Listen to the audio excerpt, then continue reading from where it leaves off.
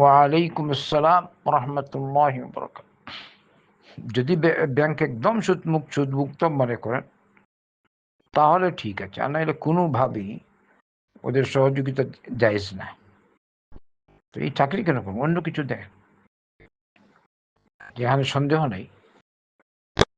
কারণ আল্লাহ রসুল সাল্লাল্লাহু আলাইহি ওয়াসাল্লাম লানত করেছেন, লাআনা রাসূলুল্লাহ সাল্লাল্লাহু আলাইহি ওয়াসাল্লাম আকিলা রিবা ওয়া মুকিলাহু ওয়া কাতিবাহু ওয়া শাহিদাইহি ওয়া ক্বাল হুম সাওয়া। আল্লাহ রসুল সাল্লাল্লাহু আলাইহি ওয়াসাল্লাম লানত করেছেন সুদদাতা, সুদ গ্রহীতা, সুদের ক্ষেত্রে লিখক,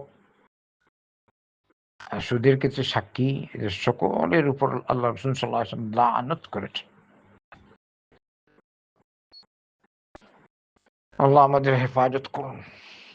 অন্য এইটা চাকরি নেবেন না। ইস্কাল কেন, ইস্কালে যাবেন? নিখুঁত চেষ্টা করুন, আল্লাহ দিবেন। প্রথমে দেখা যায় কিছু হয় না, পরে কোত্থেকে আসবে আপনি বলতে পারবেন। আল্লাহ নিজে বলেছেন, ওমান ইয়াত্তাকিল্লাহ ইয়াজআল লাহু মাখরাজান। কেউ যদি আল্লাহর বিধান পালন করেছে, আল্লাহকে ভয় করে চলে, আল্লাহ তার জন্য বের হওয়ার পথ বের করে দিবেন। আর কি করবেন? ওয়ারযুকহু মিন হাইসু লা ইয়াহতাসিব। আর তাকে কল্পনাতীত রিজিক দান করবেন।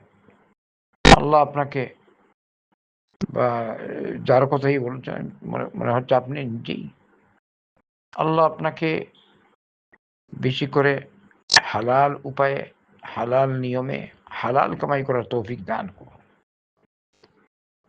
দুনিয়া আখিরাতের কল্যাণ দিন আপনাকে। কোরআন এবং সুন্নাহ অনুযায়ী, নবী করিম সাল্লাল্লাহু আলাইহি ওয়াসাল্লামের তরিকা অনুযায়ী আপনাকে চলার, জীবনযাপন করার তৌফিক দান করুন।